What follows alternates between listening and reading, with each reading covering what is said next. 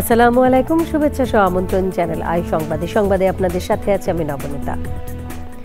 বিস্তারিত সংবাদের শুরুতেই জানিয়ে দিচ্ছি ফ্রেশ আটা, ময়দা, সুজি সংবাদ শিরোনাম। ময়মনসিংহের হালুয়াঘাটে রাতে পুলিশের অভিযান, ভোরে ধান খেতে মরদেহ উদ্ধার, হত্যার অভিযোগ পরিবারের।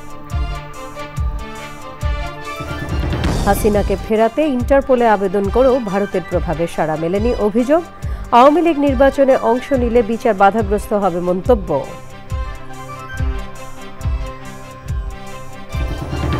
বর্তমান সংকটের জন্য অন্তর্বর্তী সরকার ও ঐক্যমত্য কমিশনকে দায়ী করলেন ফখরুল। জাতীয় নির্বাচনের আগে গণভোটের সুযোগ নেই বলে আবারও মন্তব্য। বিএনপির বর্তমান ভূমিকা ফেব্রুয়ারির নির্বাচনকে ঝুঁকিতে ফেলেছে বলে জামায়াতের দাবি, নির্বাচন না হলে পতিতদের সুযোগ নেয়ার আশঙ্কা। এবং গণভোট কবে হবে এখনো জানে না ইসি, ফেব্রুয়ারিতে রমজানের আগে অনুষ্ঠেয় জাতীয় সংসদ নির্বাচনের তফসিল ঘোষণা ডিসেম্বরের প্রথম ভাগে। ভূমিকম্প সহনীয় মোস্ট ডিউরেবল দেশের প্রথম থার্মেক্স রড সালাম স্টিল। সালাম স্টিল বোঝে ডিউরেবিলিটি। সালাম স্টিল, মোস্ট ডিউরেবল স্টিল। সংবাদ শিরোনামগুলো জানাচ্ছিলাম। এখনকার সংবাদ আয়োজন একই সঙ্গে চ্যানেল আইয়ের ইউটিউব চ্যানেল এবং চ্যানেল আইয়ের ওটিটি প্ল্যাটফর্ম আই স্ক্রিনে লাইভ স্ট্রিমিং হচ্ছে। যাচ্ছে পুরো সংবাদে। ময়মনসিংহের হালুয়াঘাটে জমি জমার বিরোধে থানায় করা মামলার আসামিকে ধরতে বৃহস্পতিবার দিবাগত রাতে বাড়িতে অভিযান চালায় পুলিশ। পুলিশের উপস্থিতি টের পেয়ে তিনি বাড়ি থেকে পালিয়ে যান। শুক্রবার ভোরে বাড়ির পাশে একটি ধানক্ষেত থেকে ওই আসামি আবু সাদাত সায়েমের মরদেহ পাওয়া যায়। তার শরীরে আঘাতের চিহ্ন ছিল। সাদাতের ছোট ভাই জসিমউদ্দিন অভিযোগ করেন, পুলিশের সহযোগিতায় বাদী পক্ষের লোকজন পরিকল্পিতভাবে তার ভাইকে হত্যা করে ধানক্ষেতে ফেলে রেখে যায়। মানিক দারোগা তাদের কাছ থেকে ৬০,০০০ টাকা খায়া মিথ্যা মামলা সাজাইছে, আমার কাছ থেকেও টাকা খাইছে। এই মানিক দারোগা অর্ডার দিছে। আপনারা ওরে কিভাবে সাইজ করেন। গত রাত্রে তারা গুন্ডা বাহিনী নিয়ে মুজাম্মেল, তার জামাই তরিকুল, আজাহারু, শরীফ, আরো ২-৩ জন এখানে আছে। ওরা মিললে আমার ভাইয়ের গর্তে ভাই করিয়া ওই ধান খেত নিয়ে হাইরে পিডায়া, উলঙ্গ করিয়া পিডায়া হত্যা করছে। মারা গেছে আমার ভাই, মারা গেছে সকালে। শেখ হাসিনাকে ফেরাতে ইন্টারপোলে আবেদন করার পরও ভারতের প্রভাবের কারণে সাড়া পাওয়া যায়নি বলে অভিযোগ করেছেন আন্তর্জাতিক অপরাধ ট্রাইব্যুনালের chief prosecutor advocate Mohammad Tajul Islam. Channel আইয়ের সাক্ষাৎকার ভিত্তিক অনুষ্ঠান স্ট্রেট কাটে এসে আওয়ামী লীগ নির্বাচনে অংশ নিলে বিচার ও তদন্ত বাধাগ্রস্ত হবে, আদালত চাইলে তাদের নিষিদ্ধ করতে পারে বলে মন্তব্য করেন তিনি।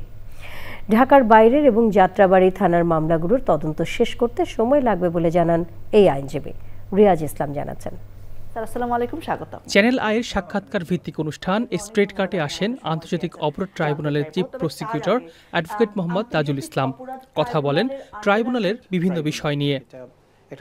সাবেক প্রধানমন্ত্রীকে ফেরানো নিয়ে চিফ প্রসিকিউটর বলেন, সাজা হলে তাকে আবারও ফেরত পাঠানোর জন্য ভারতের কাছে আবেদন করা হবে। যদি এই রায়ের তাকে সাজা দেওয়া হয়, তাহলে সাজার পরে আমরা আবারও তাদেরকে এই একই আইনের অধীনে তাকে বা চুক্তির অধীনে তাকে রিকোয়েস্ট করা হবে। ভারত সরকার যদি আইনের শাসনের প্রতি শ্রদ্ধাশীল হয়, তারা হয়তো ফেরত দেবেন। ইন্টারপোল ভারতীয় ইনফ্লুয়েন্সের ব্যাপার থাকে, এগুলো নানান ইনফ্লুয়েন্সের কারণে তারা এখন পর্যন্ত কিন্তু ইয়েস নো কোনো কিছু বলেনি। আওয়ামী লীগের নির্বাচন প্রসঙ্গে তিনি বলেন, আদালত চাইলে তাদের নিষিদ্ধ করতে পারে। যাদের বিরুদ্ধে ফরমাল চার্জ দাখিল করা হয়েছে ব্যক্তি হিসেবে তারা নির্বাচনের অযোগ্য হবেন। আপনি দেখেন তদন্ত চলমান আছে, তদন্তের স্বার্থে যদি মনে হয় যে এই দলটা যদি নির্বাচনে অংশগ্রহণ করে তাহলে বিচার এবং তদন্ত বাধাগ্রস্ত হবে, তাহলে কিন্তু আদালত চাইলে তাদের নির্বাচনে অংশগ্রহণের ব্যাপারে কোনো আদেশ দিতে পারেন, ব্যান করতে পারেন। পুলিশ হত্যার বিচার আন্তর্জাতিক ট্রাইব্যুনালে হবে না বলে জানান তিনি। তাদেরকে কোনো ওয়াইড স্প্রেড সিস্টেম্যাটিক অ্যাটাক করে মারা হয়নি। তারা মানুষকে মারতে গিয়ে হয়তো 100 লোককে 50 জন লোককে গুলি করে মেরে ফেলেছে। মানুষ শেষ পর্যন্ত উত্তেজিত অবস্থায় গণপিটুনিতে হয়তো 2 জন মারা গিয়েছে। এটা ক্রাইমস এগেইনস্ট হিউম্যানিটি না। এটা নিশ্চয়ই একটা অপরাধ, কিন্তু অন্য আইনে বিচার্য, এটা ট্রাইব্যুনালের বিচার্য বিষয় না। গণমাধ্যমকে শেখ হাসিনার বক্তব্য প্রচার থেকে বিরত থাকার অনুরোধ করেন তিনি। তার কোনো বক্তব্য যদি বিচার প্রক্রিয়াকে বাধাগ্রস্ত করার জন্য হয়, সাক্ষীকে ভয়ভীতি দেখানোর জন্য হয়, তাহলে সেই বক্তব্য প্রচার করা যাবে না আইনের স্পিরিট অনুযায়ী। আদারওয়াইজ তার অন্য কথা প্রচার করতে বাধা নেই। রিয়াজ ইসলাম, চ্যানেল আই, ঢাকা। বিএনপি মহাসচিব মির্জা ফখরুল ইসলাম আলমগীর বলেছেন, অন্তর্বর্তী সরকার ও ঐক্যমত্য কমিশন বর্তমানে দেশে সংকট সৃষ্টি করেছে। তিনি বলেছেন, বিএনপি সংস্কার চায় না, এই কথা যারা বলছেন তারা জাতিকে বিভ্রান্ত করতে চায়। মইনুল হাসান জানাচ্ছেন।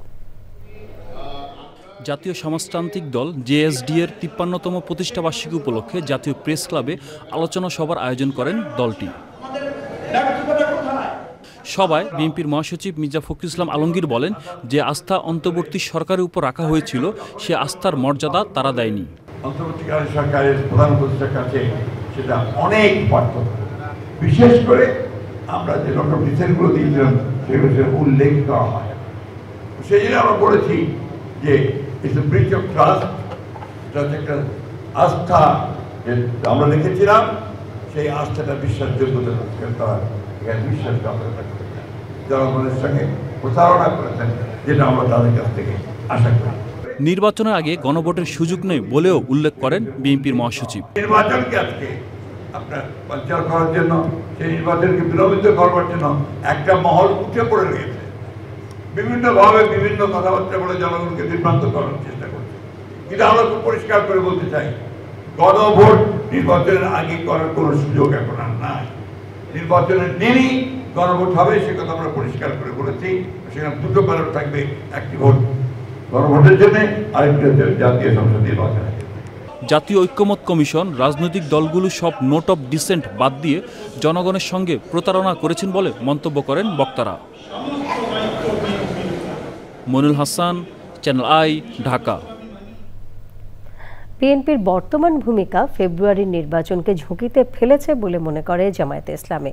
দলের নায়েবে আমির ডাক্তার সৈয়দ আব্দুল্লাহ মোহাম্মদ তাহের কুমিল্লা ১৪ গ্রামে নিজের নির্বাচনী এলাকায় বলেছেন, সরকার কোনো দলের আনুগত্য প্রকাশ করলে তাদের অধীনে সুষ্ঠু নির্বাচন নিয়ে শঙ্কা থেকে যায়।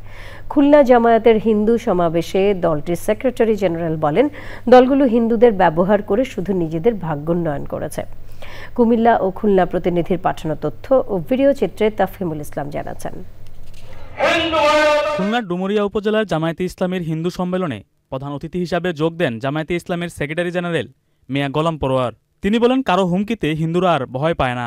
এখন দেশ শাসন করেছেন, রাজনীতি করেছেন, তাদের রাজনীতির স্বার্থে তারা হিন্দু সম্প্রদায়ের ভাই বোনদেরকে কিছু ভুল ধারণা, কিছু বিভ্রান্তি দিয়ে ধূম্র জালের মধ্যে তাদেরকে ব্যবহার করার চেষ্টা করে। কুমিল্লার ১৪ গ্রামে নির্বাচন কেন্দ্র পরিচালকদের নিয়ে সমাবেশে যোগ দেন দলটির নায়েবে আমির সৈয়দ আব্দুল্লাহ মোহাম্মদ তাহের। পরে সাংবাদিকদের তিনি বলেন, ফেব্রুয়ারিতে নির্বাচন না হলে পতিতরা সুযোগ নেবে। যে সংস্কার প্রসেস শুরু হওয়ার আগেই তারা বলতো যে আমরা এই কমিশনে অ্যাটেন্ড করব না, আমরা এটাকে বয়কট করছি। তো তখন বিএনপি ছাড়াই যদি হইতো নাহলে হতো না। কিন্তু এতগুলো সময় নিজেরা থেকে কথা বলে তাদের নেতা তো মনে হয় আমার মনে হয় 10 ঘন্টার চেয়ে কম কথা বলে নাই সব যোগ করলে। আমাদেরকেও একসাথে করে আমাদের সময় ব্যয় করে আমরা একটা জায়গায় পৌঁছেছি। তো এখন এই কথাটি বলা আমি মনে করি তাদের দায়িত্বহীনতার পরিচয়, নতুন করে দেশে একটি রাজনৈতিক সংকট তৈরি করার অপপ্রয়াস।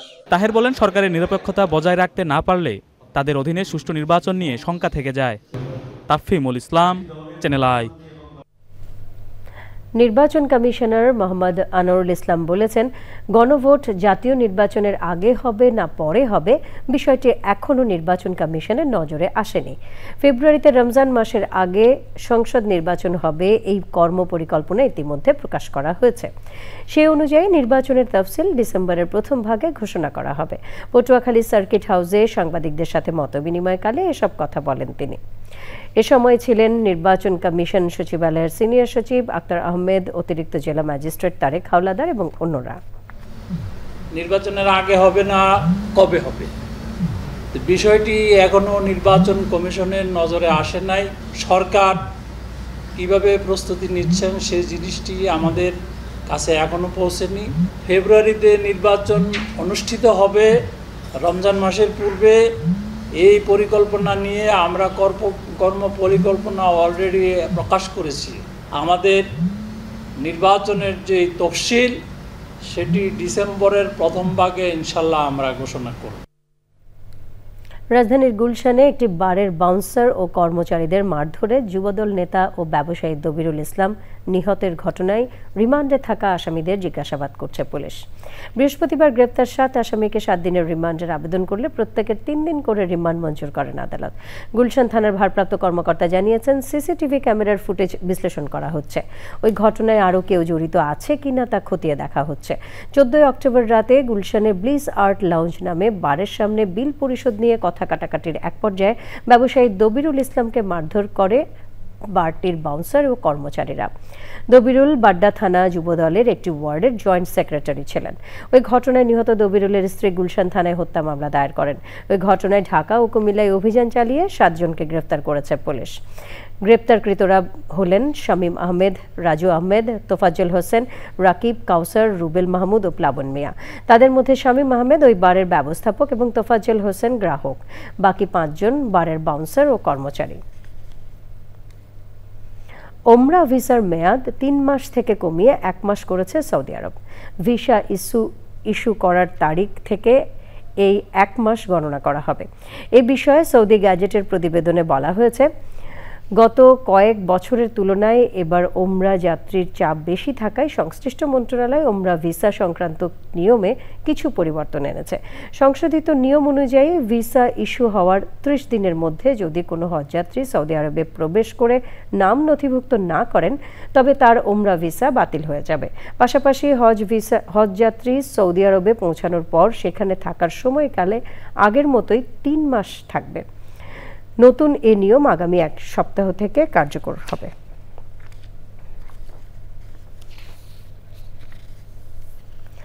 নারী পেশাজীবীদের স্বেচ্ছাসেবী বৈশ্বিক সংগঠন জন্টা ইন্টারন্যাশনাল ডিস্ট্রিক্ট 25-এর 18তম দ্বিবার্ষিক সম্মেলন শুরু হয়েছে। নারী নেতৃত্ব, লিঙ্গ সমতা ও নারীর অগ্রযাত্রার ক্ষেত্রে দক্ষিণ এশিয়ার নারী নেত্রী ও পেশাজীবীদের ডিস্ট্রিক্ট 25-এর অন্তর্ভুক্ত বাংলাদেশ, শ্রীলঙ্কা, নেপাল ও ভারতের বিভিন্ন জনতা ক্লাবের 1.5 শতাধিক প্রতিনিধি সম্মেলনে অংশ নিচ্ছেন। অনুষ্ঠানে প্রধান অতিথির বক্তব্যে তত্ত্বাবধায়ক সরকারের সাবেক উপদেষ্টা ডক্টর হোসেন জিল্লুর রহমান বলেন, নারীর ক্ষমতায়ন এখন সময়ের দাবি। অনুষ্ঠানে আন্তর্জাতিক খ্যাতি সম্পন্ন বাংলাদেশের ফ্যাশন ডিজাইনার বিবি রাসেলকে বিশেষ সম্মাননা দেওয়া হয়। 1919 সালে প্রতিষ্ঠিত জন্টা ইন্টারন্যাশনালের কার্যক্রম বর্তমানে বাংলাদেশ সহ বিশ্বের 65টি দেশে বিস্তৃত। সদস্য সংখ্যা 13,000-এরও বেশি। অনুষ্ঠানে বাংলাদেশে কসোভোর রাষ্ট্রদূত Lulzim Plana, conference chair ZTN Sonia Panni, Zonta ইন্টারন্যাশনালের board of director Felipa Jacobs Lauri এবং অন্যরাও বক্তব্য রাখেন।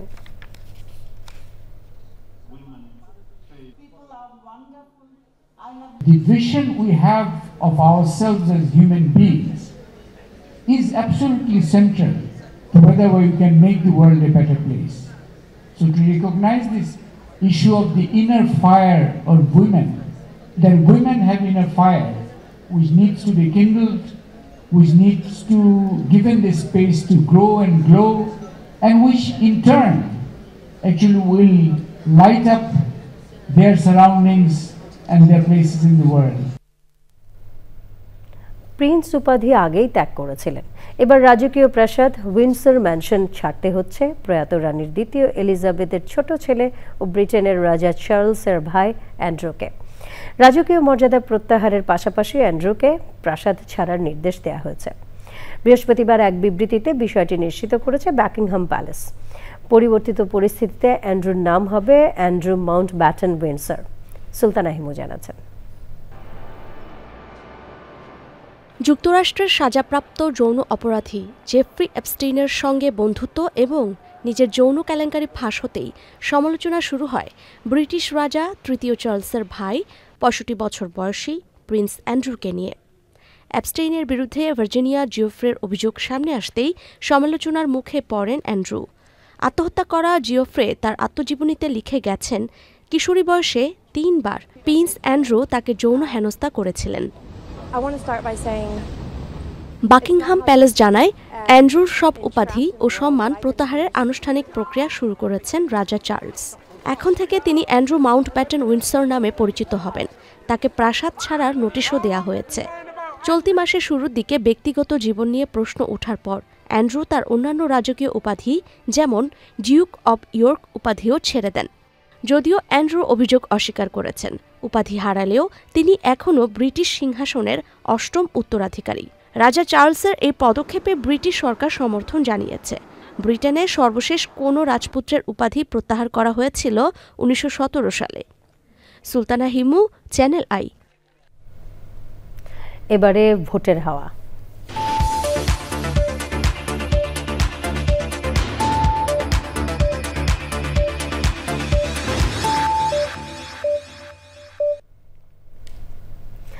আসন্ন জাতীয় সংসদ নির্বাচনকে ঘিরে সারা দেশে বইছে নির্বাচনী হাওয়া। দীর্ঘদিন পর অবাধ সুষ্ঠু একটি নির্বাচনের প্রত্যাশায় সবখানেই চলছে আলোচনা।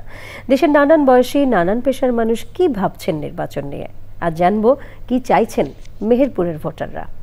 একজন নিষ্ঠাবান সৎ পদপ্রার্থীকে আমরা নির্বাচিত করতে চাচ্ছি। তো আমরা চাই যে ভোট যেহেতু আনন্দ, আমরা ভোটের সারথি হতে চাচ্ছি। যে প্রার্থী আমরা জনগণের ভালোবাসার যদি কোনো প্রার্থী যদি আমরা পাই, তাকে ভোট অবশ্যই নির্বাচিত করব বলে আমরা সাধারণ মানুষ, সাধারণ বাঙালির সাধারণ ভোটার হিসাবে মনে হয়। আমার বোঝার বয়স হয়েছে এবং আমি আবার প্রথম ভোট দেব, তাই আমি চাই এমন একজন নিষ্ঠাবান ব্যক্তি জয়যুক্ত হোক, যে আমাদের জনগণের পাশে থাকবে এবং আমাদেরকে বুঝবে এবং শিক্ষার উন্নয়ন করবে, দেশের উন্নয়ন করবে, জনগণের উন্নয়ন করবে। এমন একজনকে ভোট দিতে চাই যিনি আমাদের তরুণীদের জন্য কাজ করবে, তরুণীদের জন্য, যিনি আমাদের শিক্ষার অগ্রসর আরো বৃদ্ধি করবে। বিগত সরকারের অন্যায় অত্যাচারের কারণে রাতের ভোট, দিনের ভোট এইভাবে হওয়ার কারণে কোনো ভোট দিতে পারিনি। তাই সামনে মানুষ মুখিয়ে আছে, মেহেরপুরের মানুষ তথা বাংলাদেশের মানুষ একদম মুখিয়ে আছে যে আমরা ভোট দেব। আমরা ভোট দেব মেহেরপুরের যে যোগ্য ব্যক্তি, সৎ, বা আমাদের খোঁজ খবর নেবে, আমাদের সবসময় পাশে থাকবে, যে সে আসলে তো আমরা তাকে ভোট দেবো না, সৎ দেখে শুনে তারপরে তাকে আমরা ভোট দেবো। প্রত্যেকটা পাড়াতে উন্নয়ন করবে, তাকেই আমি ভোট দিব। এখনো সেভাবে আমার ভাবা হয়নি কাকে দিব, তবে চেষ্টা করব যেন সে ভালো প্রার্থী কিংবা ভালো ভোট আমাদের পাড়ার কাজ করে, সে ধরনের দেশে যে ভালো কাজ করবে, যে সুন্দর প্রার্থী হবে, সমাজসেবক, দেশের লোক তাকে চাবে, আমরা সত্যর পক্ষে, আমরা মিথ্যার পক্ষে না, দুর্নীতির পক্ষে না। এশিয়া কাপ ও অলিম্পিক ফুটবলের মূল পর্বে খেলার স্বপ্ন পূরণের জন্য বাফুফে এখন থেকে বয়সভিত্তিক বিশেষ করে 13-14 বছরের কিশোর ফুটবলারদের নিয়ে দীর্ঘমেয়াদী পরিকল্পনার অধীনে প্রশিক্ষণ শুরু করেছে বলে দাবি করেছেন বাফুফের সভাপতি। চাঁদপুরের মতলবের এখলাসপুর ইউনিয়নের বোরচর হাই স্কুল প্রাঙ্গণে ফ্রি মেডিকেল ক্যাম্প ও ঔষধ বিতরণ কর্মসূচিতে এসব কথা বলেন তিনি।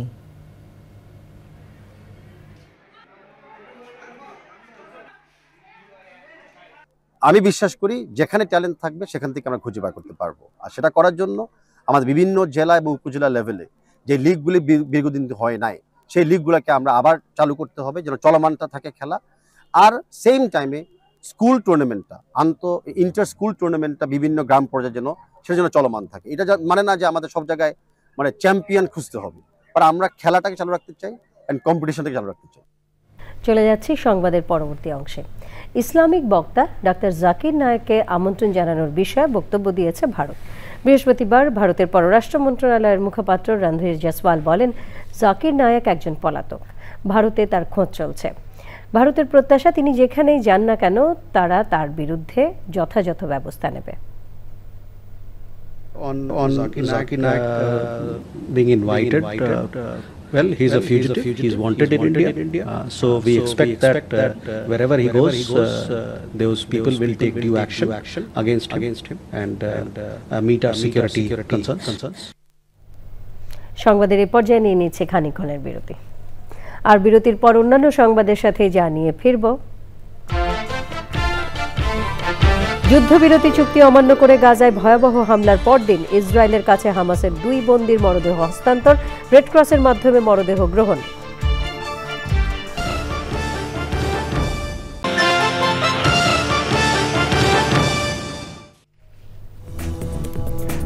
বিরতির পর আমন্ত্রণ আরও একবার।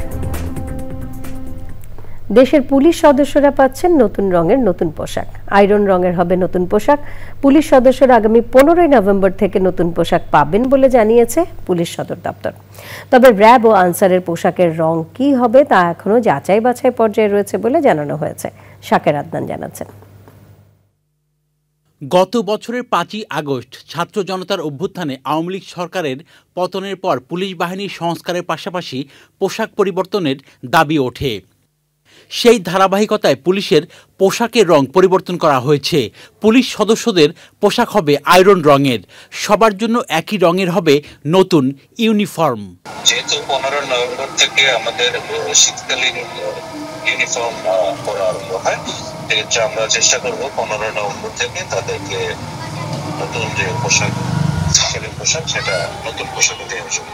তবে র্যাপিড অ্যাকশন ব্যাটালিয়ন র্যাব এবং বাংলাদেশ আনসার ও গ্রাম প্রতিরক্ষা বাহিনীর পোশাকের রং কি হবে তা এখনো চূড়ান্ত হয়নি। র্যাবের পোশাক পরিবর্তনের বিষয়টি এখনো চূড়ান্ত হয়নি। এই বিষয়ে চূড়ান্ত সিদ্ধান্ত গৃহীত হলে সে হিসেবে র্যাবের নতুন পোশাক বিবেচনা করে তারপরে হয়তো র্যাবের পোশাক পরিবর্তনের বিষয়টি বাহিনী চূড়ান্ত করবে। ড্রেসটা পরিবর্তন হবে, বাট এটার হচ্ছে কার্যক্রম চলতেছে, এখনো ফাইনালি সিলেক্টেড হয় নাই। ফাইনালি সিলেক্টেড হইলে আমরা হচ্ছে ওদের ড্রেসটা পরিবর্তন করব। 15 নভেম্বর প্রথমে মেট্রোপলিটন পুলিশ ওই পোশাক পরিধান করবে। এরপর অন্যান্য ইউনিট ও জেলা পর্যায়ে বাহিনীর সদস্যদের নতুন পোশাক দেয়া হবে। নভেম্বরের প্রথম সপ্তাহ থেকে পোশাক বিতরণ করা হবে বলে জানিয়েছে Dhaka metropolitan police DMP. Shaker Adnan, channel I, Dhaka.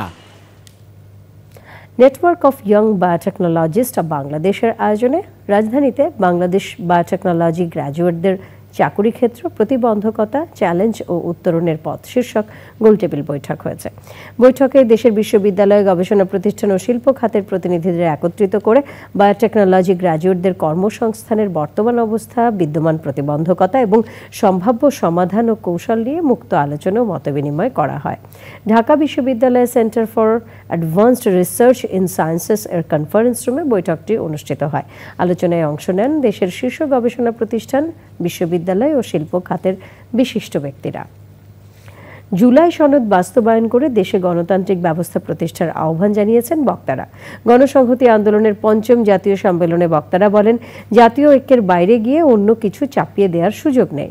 তারা আরও বলেন, সরকার যে সংকট তৈরি করেছে তা থেকে সরকারকে বেরিয়ে এসে দেশ ও জনগণের কল্যাণে কাজ করতে হবে। সম্মেলনে সভাপতিত্ব করেন গণসংহতি আন্দোলনের প্রধান সমন্বয়কারী জুনায়েদ সাকিব।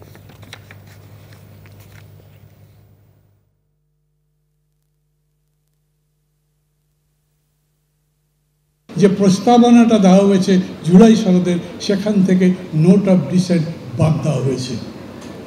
এটা একটা 420 ডিগ্রি না? ক্ষমতায় যারা আছে তারাই যদি 420-র মতো কাজ করে, প্রতারণা করে রাজনৈতিক দলগুলোর সাথে, তাহলে আমাদের ভবিষ্যৎ কি? আমরা যে নতুন বাংলাদেশ গড়তে চাই, বৈষম্যহীন বাংলাদেশ গড়তে চাই, গণতান্ত্রিক বাংলাদেশ গড়তে চাই, এদের হাতে সেই বাংলাদেশ গড়া সম্ভব হবে? সবার মধ্যে আজ বড় প্রশ্ন। যা হওয়ার হয়ে গেছে, আমরা দয়া করে ওই সমস্যাগুলো সমাধান করে যাতে সবাই একসাথে আমরা নির্বাচনের দিকে যেতে পারি, এই সমস্যার সমাধান করে আমরা জনগণের কল্যাণের জন্য কাজ করতে পারি, সেই পথে গিয়ে চলুন। আমরা যেমন অতীতে আপনাদের সঙ্গে ছিলাম, সামনেও আপনাদের সঙ্গে থাকবো, কিন্তু অবশ্যই আপনাদেরকে নিজে এই যে জায়গা তৈরি করেছেন তার থেকে বেরিয়ে আসতে হবে। আপনাদের কি অন্য কেউ সেটা করে দেবে না। কোনো ধরনের দুর্নীতি, অনিয়ম করলে জিরো টলারেন্স নীতি প্রয়োগ করতে চান গণপূর্ত অধিদপ্তরের নবনিযুক্ত প্রধান প্রকৌশলী খালেকুজ্জামান চৌধুরী।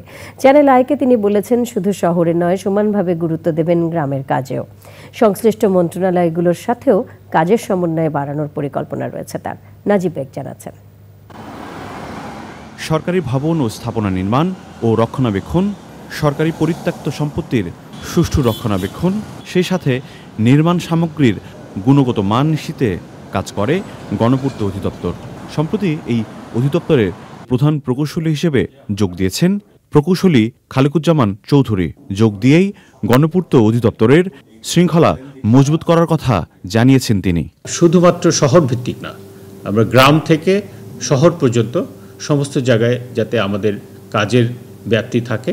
আমার ডিপার্টমেন্টের যে জনবল আছে, সেই জনবল প্রশিক্ষিত করে তাদের অভিজ্ঞতা যাতে সঠিকভাবে কাজে লাগায় এবং আমাদের এফিসিয়েন্সি যাতে যে পর্যায়ে আসে তার থেকে আমরা চেষ্টা করব যাতে এটা বৃদ্ধি করা যায়। কেউ অনিয়ম করলে সে বিষয়ে যথাযথ পদক্ষেপ নিতে চান গণপূর্তের প্রধান প্রকৌশলী। ট্রান্সপারেন্সি আসলে এখানে যে বাজেট আসে এই বাজেটটা কিভাবে আমরা খরচ করি এই বিষয়ে আমরা সবসময় ট্রান্সপারেন্ট।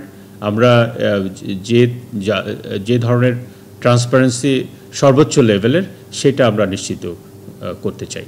কেউ যদি এই ট্রান্সপারেন্সির ঊর্ধ্বে চিন্তা করে সে ভুল করবে। মানুষের উপকার করাকেই মূল ফোকাস হিসেবে রাখতে চান তিনি। নাজিব বেগ, চ্যানেল আই, ঢাকা। বিশেষজ্ঞরা বলেছেন ক্যান্সার চিকিৎসায় সবচেয়ে বেশি প্রয়োজন দ্রুত শনাক্তকরণ, পাশাপাশি প্রয়োজনীয়তা বিবেচনায় রেডিওথেরাপি প্রশিক্ষিত জনবলের উপর গুরুত্ব আরোপ করেছেন তারা। মিথিলা নাজনীন জানাচ্ছেন। বিশ্বব্যাপী ক্যান্সার আক্রান্তের সংখ্যা প্রতি বছর গড়ে ১৯ মিলিয়ন আর মৃত্যুহার ১০ মিলিয়ন। বিশেষজ্ঞরা বলছেন দ্রুত শনাক্তকরণ ও সঠিক ব্যবস্থাপনার ফলে উন্নত দেশে মৃত্যুহার কম। গবেষণা বলছে ঢাকা, চট্টগ্রাম এবং সিলেট বিভাগে তুলনামূলক ক্যান্সার আক্রান্তের সংখ্যা বেশি। তবে সারা দেশেই রোগীর সংখ্যা বিবেচনায় চিকিৎসা ব্যবস্থা ধীর এবং ঘাটতি রয়েছে। বাংলাদেশে আসলে মোট মেশিন আছে হচ্ছে ২৯টা ক্লিনিক্যালি ফাংশনে, মানে মেশিন আছে নষ্ট, মানে এটা যেটা দিয়ে আর ট্রিটমেন্ট করা যাবে না, যাবে এরকম মেশিনের সংখ্যা হচ্ছে ২৯টা, ৩৭টা না। বিভিন্ন দেশে বহু ডোনার আছে সারা দুনিয়াতে, but they will only discuss with you when there is an initiative, a government plan initiative. So fundamentally, a SARC paper কথা Dr. Kamal বলেছেন, it's a very prestigious journal. Oncology club আয়োজিত ২ দিনব্যাপী Bangladesh international cancer congress সমাপনীতে বক্তারা সরকারের সঠিক পরিকল্পনায় গুরুত্ব আরোপ করেন। Mithila Naznin, channel I, Dhaka. নিটোল টাটা আন্তর্জাতিক সংবাদ।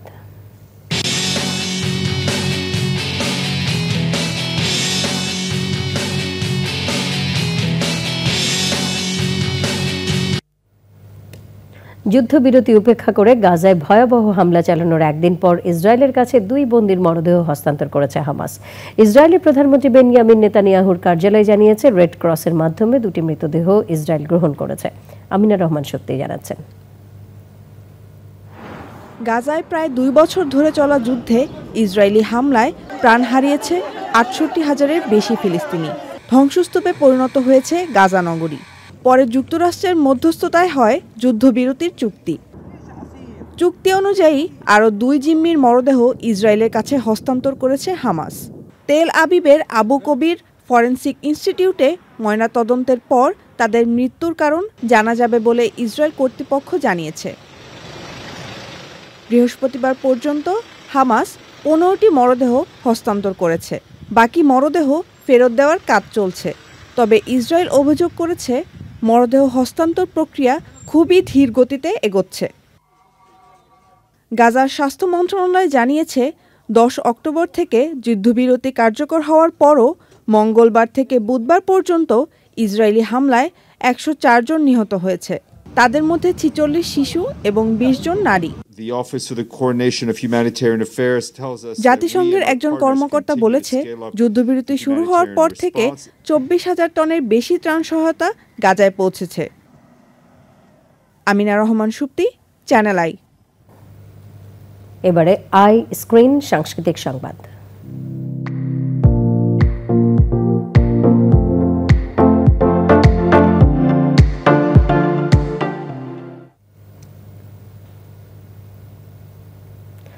চোদ্দ বছর বয়সী তরুণ শিল্পী তাসনিফ হাসান আয়ান তার একক প্রদর্শনী ভেরুম টু দ্য ফিউচার নিয়ে হাজির হয়েছে আলিয়াস ফ্রসেজ দ্য ঢাকা।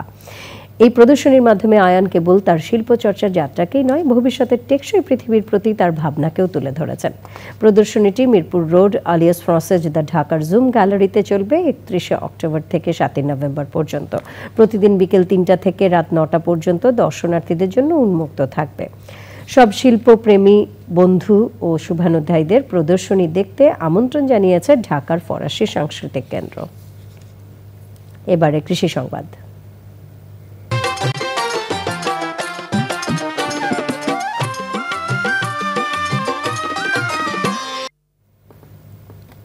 ফলন কম ও সময় মতো বিক্রি করতে না পারায় শীতকালীন সবজি মূলা নিয়ে বিপাকে পড়েছেন লালমনিরহাটের কৃষক। সার সংকট ও কীটনাশকের চড়া মূল্যের কারণে উৎপাদন খরচও বেশি হয়েছে বলছেন তারা। মিজানুর রহমান মিজুর ভিডিও ও তথ্যচিত্রে আল মুকসিদ জানাচ্ছেন। লালমনিরহাট এয়ারপোর্ট এলাকায় জমি লিজ নিয়ে অনেকেই আগাম মূলা চাষ করেছেন। এই বছর কিছুটা সার সংকট ও কীটনাশকের চড়া মূল্যের কারণে খরচ বেশি হয়েছে। বিঘা প্রতি 40 থেকে 50 মণ মূলা উৎপাদনের আশা করলেও ফলন হয়েছে 15 থেকে 20 মণ। এতে ক্ষতির মুখে পড়েছেন চাষিরা। যে ওষুধপাতি কীটনাশক সারের দাম বেশি, বীজের দাম বেশি, এমন লেবারের দাম বেশি, সব কিছুই বেশি। এখন মনে করেন যে এগুলো হিসেব করিয়ে আমরা কিছু অনেক লসে আছি। মূলের ফলন কম আর মূলের বাজারও নাই, মূলের বাজার নেই, এই জন্য আমরা মূলে আবাদ করি ক্ষতিগ্রস্ত হচ্ছি। মূলে কেনার মতন কোনো পাইকারি আমরা দেখতেছি না, কাস্টমার নাই, নেওয়া নাই, অনেক খরচা বেশি। যে মূল্যদের পরিস্থিতি তাতে আমাদের কৃষকের পোষাবে না। এবছর জেলায় 200 হেক্টর জমিতে মূলা চাষ হয়েছে বলে জানান কৃষি সম্প্রসারণ অধিদপ্তর। যারা আগাম আবাদ করেছেন তারা স্বাভাবিকভাবে কিছু ফলন কম পাবে। এটা যেহেতু আমাদের টেম্পারেচারটা অনেক বেশি ছিল, এই কারণে হয়তো ফলনটা যেহেতু এটা রুট ক্রপ, মানে এটা মাটির নিচে হয়, এই রুট ক্রপে টেম্পারেচার বেশি হয়ে গেলে রুট ফর্মেশনে একটু মানে ঠিকমতো রুট ফর্মেশন হয় না, অথবা ফলনটা কমে যায়। মৌসুমের শুরুতে মূলা 25 থেকে 30 টাকা বিক্রি করে কিছুটা লাভবান হলেও এখন তা বিক্রি হচ্ছে 10 থেকে 15 টাকা কেজিতে। আল মুকসিদ, চ্যানেল আই। এবারে প্রকৃতি সংবাদ।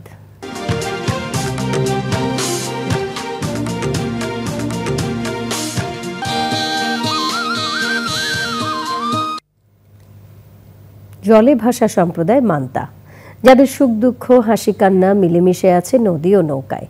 হাল আমলেও শিক্ষা, স্বাস্থ্য, বাসস্থান সহ মৌলিক অধিকার বঞ্চিত মানবেতর জীবনযাপন মান্তাদের।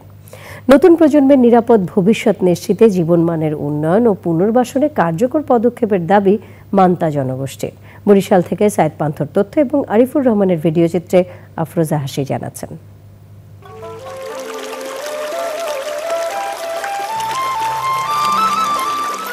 জলের শব্দ কানে নিয়ে জন্ম, ভাসমান জীবনেই বেড়ে ওঠা সংসার আর জীবন জীবিকার আমৃত্যু চক্র। মান্তা জনগোষ্ঠীর জীবন যেন মানুষের ঐতিহাসিক যাযাবর বৃত্তির চলমান দলিল। বরিশালের বিভিন্ন নদ নদীতে এখনও টিকে আছে এই জনগোষ্ঠীর প্রায় 50টি পরিবার। কৃত্রিম বুদ্ধিমত্তা ও পঞ্চম শিল্প বিপ্লবের যুগে তাদের নেই কোনো আধুনিক নাগরিক সুবিধা ও স্বাস্থ্যসেবা, এমনকি নেই কোনো জাতীয় পরিচয়পত্র। আমাকে নাই ঘর বাড়ি নাই, একটু পানির ব্যবস্থা, একজনের কাছে পানি আনতে গেলে ঠিক মতন পানি পাই না। আমার বাবা মা আমাদের লেখাপড়া করাইতো না, আমার বাবা মা আমাকে নিয়ে গাঙ্গে জড়িয়ে যেতে হয়, ইয়ারা স্কুল দিছে মতনই আমরা পড়ালেখা করতে পারি। এই ঝড় হইলে বৃষ্টিতে ভিজি আর রোদ্দুরে হুগাই, আমার কোনো থাকার জায়গা নাই। ঝড় হয় বৃষ্টি হয় তখন করে কি আমরা নৌকা অনেক খালে নিয়ে রাখি, আর আমাদের মৃত্যু এই নৌকায় বই হয়। নৌকা থাকতে আমাকে ভালো লাগে, জীবনটা এই নৌকায় নৌকায়। আমরা যদি মারা যাই জানি আমাকে একটু জায়গা সরকার দেয়। মৌলিক অধিকার বঞ্চিত এই সম্প্রদায়ের জীবনমান উন্নয়নে কাজ করছে বিভিন্ন সংস্থা।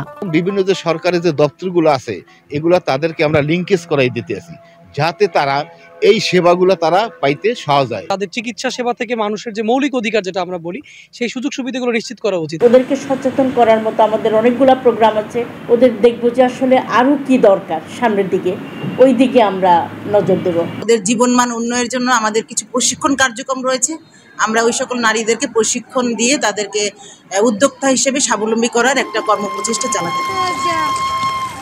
দেশের টেকসই অগ্রযাত্রা নিশ্চিতে মান্তাসহ পিছিয়ে পড়া জনগোষ্ঠীকে কার্যকর পরিকল্পনা ও উদ্যোগের আওতায় জনসম্পদের রূপ দেওয়ার বিকল্প নেই বলছেন সমাজবিজ্ঞানীরা।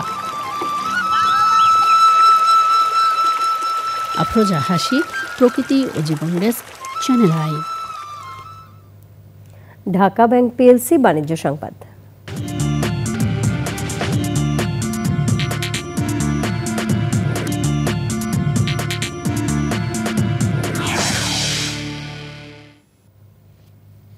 রাজশাহীতে হয়েছে শিক্ষার্থীদের সবচেয়ে বড় প্রতিভা যাচাইয়ের প্রতিযোগিতা মার্কস অলরাউন্ডার। রাজশাহী অঞ্চলের সব শিক্ষা প্রতিষ্ঠানের প্লে গ্রুপ থেকে দ্বাদশ শ্রেণী পর্যন্ত এবং সমমানের অন্তত ১৫০০ শিক্ষার্থী এই প্রতিযোগিতায় অংশ নেন। বেলা ১০টায় রাজশাহী অগ্রণী বিদ্যালয় ও মহাবিদ্যালয় মাঠে প্রতিযোগিতার উদ্বোধন করেন রাজশাহী শিক্ষা বোর্ডের চেয়ারম্যান অধ্যাপক নম মোফাক্কারুল ইসলাম। সে সময় ছিলেন আবুল খায়ের গ্রুপের ব্র্যান্ড ম্যানেজার রিশাদ হোসেন এবং প্রতিযোগিতার বিচারক রফিকুল্লাহ সেলিম। ৬টি ক্যাটাগরিতে গান, গল্প বলা, আবৃত্তি, নাচ, অভিনয়, উপস্থিত বক্তৃতা, ছবি আঁকা সহ সৃজনশীল চর্চায় এই প্রতিযোগিতা হচ্ছে। প্রতিযোগিতায় অংশ নিতে পেরে খুশি শিক্ষার্থীরা। অনেক ভালো ভালো বাচ্চা আছে, অনেক ভালো ভালো কাজ করে, অভিনয় করে, নাচের মধ্যেও দেখেছি, গানের মধ্যেও দেখেছি, অসাধারণ অসাধারণ বাচ্চা পাওয়া যাচ্ছে, ট্যালেন্ট পাওয়া যাচ্ছে। কিন্তু একটা দুঃখের বিষয় হচ্ছে এটাই যে অনেক সময় দেখা যায় কিছু কিছু এলাকার মধ্যে হয়তো 15 জন আসছে, 15 জনের মধ্যে 2 জনের বেশি কেউ ভালো করছে না। এই রাউন্ডটা হচ্ছে একদমই প্রিলিমিনারি একটা রাউন্ড যদি বলি। এরপরে হচ্ছে আমরা বিভাগীয়ভাবে হচ্ছে একটা রাউন্ড করব, যেখানে রাজশাহী বিভাগের যে কয়েকটা অনুষ্ঠান হবে এখান থেকে যারা টপ থাকবে তাদেরকে নিয়ে আমরা আরেকটা রাউন্ড তৈরি করব। সেই রাউন্ডে যারা কোয়ালিফাই করবে তাদেরকে হচ্ছে পরবর্তীতে আমরা ন্যাশনালি যে রাউন্ডটা হবে সেই রাউন্ডে অংশগ্রহণ করার সুযোগ দেব। সময় হলো আবারও বিরতির। আর বিরতির পর যখন ফিরছি তখন থাকছে ঢাকা বিশ্ববিদ্যালয় ক্যাম্পাসে ভবঘুরে উচ্ছেদে সমর্থন দিলেও হকারদের বিষয়টি মানবিকভাবে দেখতে শিক্ষার্থীদের আহ্বান। নিরাপত্তার স্বার্থে ছাড় নেই বলছে কর্তৃপক্ষ।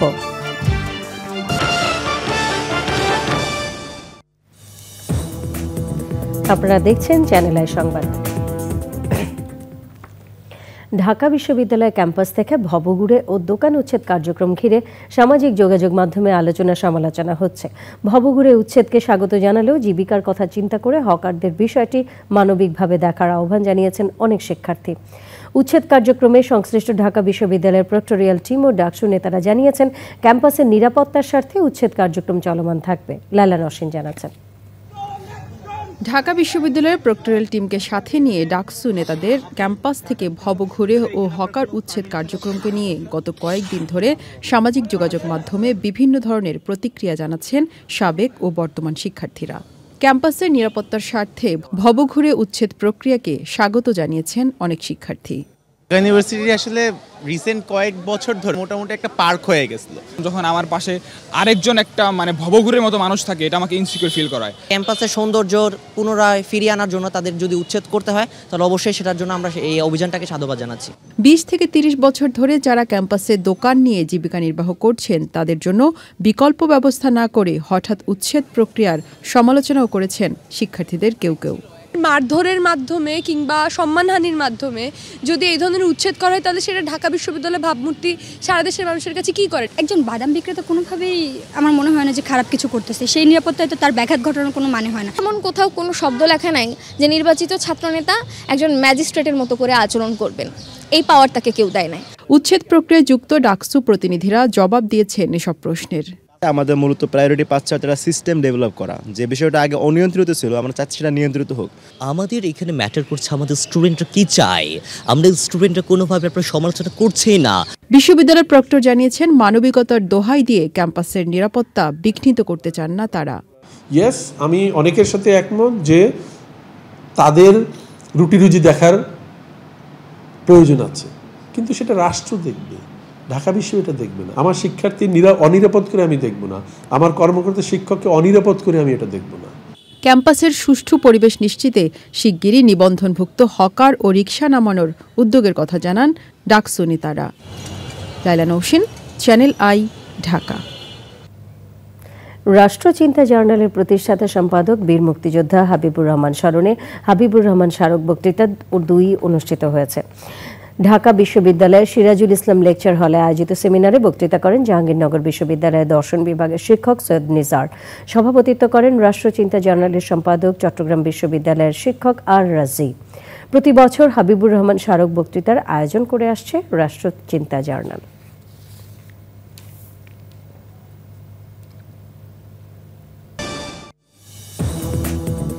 বিরতির পর আবারও আমন্ত্রণ।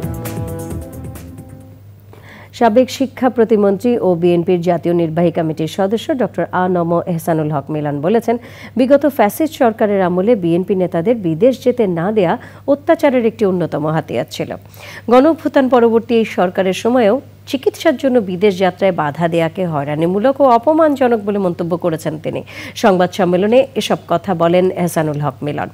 মির্জা ইমতিয়াজ জানাচ্ছেন, বৃহস্পতিবার চিকিৎসার জন্য ব্যাংককে যাওয়ার উদ্দেশ্যে ঢাকার হজরত শাহজালাল আন্তর্জাতিক বিমানবন্দরে যান বিএনপির জাতীয় নির্বাহী কমিটির সদস্য ডক্টর আ.ন.ম এহসানুল হক মিলন। তবে ইমিগ্রেশন কাউন্টারে আটকে দেওয়া হয় তাকে। জাতীয় প্রেস ক্লাবের জহুর আহমেদ চৌধুরী মিলনায়তনে সংবাদ সম্মেলনে বিমানবন্দরের ঘটনা তুলে ধরে এহসানুল হক মিলন বলেন, বিদেশ যাত্রায় নিষেধাজ্ঞার কারণ জানতে চাইলেও সুস্পষ্ট কোনো উত্তর পাননি তিনি। ব্যাংককে চিকিৎসার উদ্দেশ্যে রওনা হই। যাত্রাকালীন সময়ে ঢাকা আন্তর্জাতিক বিমানবন্দরে ইমিগ্রেশন কাউন্টারে জানতে পারি আমাকে বিদেশ যাত্রায় নিষেধাজ্ঞা জারি করা হয়েছে, কিন্তু এই নিষেধাজ্ঞার কোনো কারণ চেয়ে কোনো সদুত্তর পাইনি।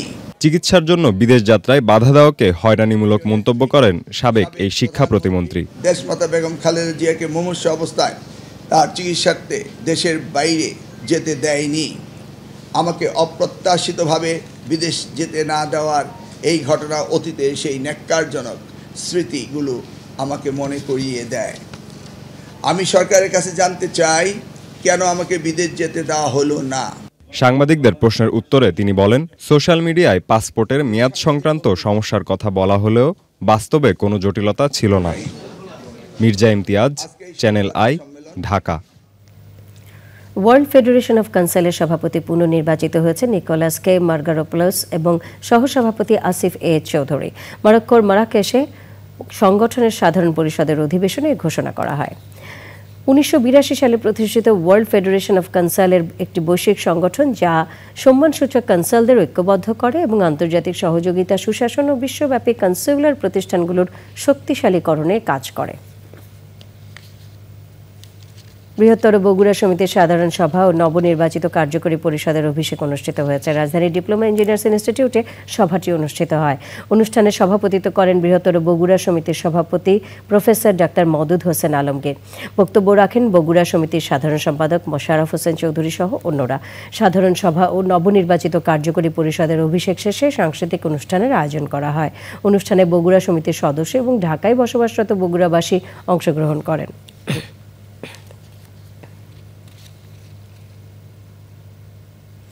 তারুণ্যের উৎসব 2025 ও বাংলাদেশ এক্সটেনশন এডুকেশন সার্ভিসেস বিজ এর গ্রাহক সেবা পক্ষ উপলক্ষে গাইবান্ধার গোবিন্দগঞ্জ ও ধাপেরহাটের উপকারভোগীদের মাঝে গাছের চারা বিতরণ করা হয়েছে। এতে প্রধান অতিথি ছিলেন উপজেলা কৃষি কর্মকর্তা মেহেদী হাসান।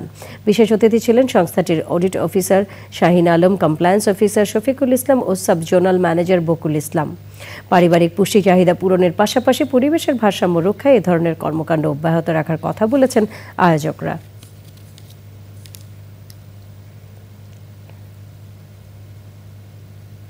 এরই সাথে সংবাদের শেষ ভাগে আমরা সবশেষে ফ্রেশ আটা, ময়দা, সুজি সংবাদ শিরোনামগুলো জানিয়ে দিচ্ছি আরও একবার।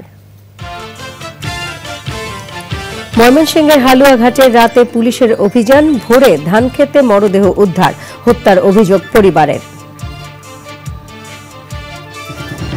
হাসিনাকে ফেরাতে ইন্টারপোলে আবেদন করেও ভারতের প্রভাবে সাড়া মেলেনি অভিযোগ। আওয়ামী লীগ নির্বাচনে অংশ নিলে বিচার বাধাগ্রস্ত হবে মন্তব্য।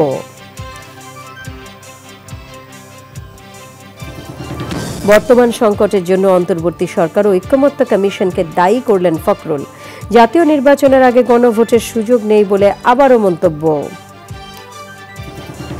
বিএনপির বর্তমান ভূমিকা ফেব্রুয়ারির নির্বাচনকে ঝুঁকিতে ফেলেছে বলে জামায়াতের দাবি।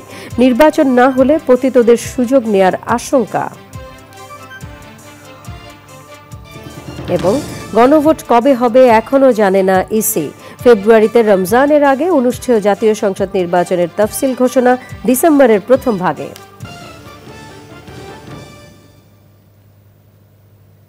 প্রিয় দর্শক, চ্যানেলে সবশেষ সংবাদ জানতে ভিজিট করুন channelionline.com-এ। যুক্ত থাকুন আমাদের সোশ্যাল মিডিয়া প্ল্যাটফর্মগুলোর সাথে। সংবাদে এতক্ষণ সাথে থাকার জন্য সকলকে ধন্যবাদ।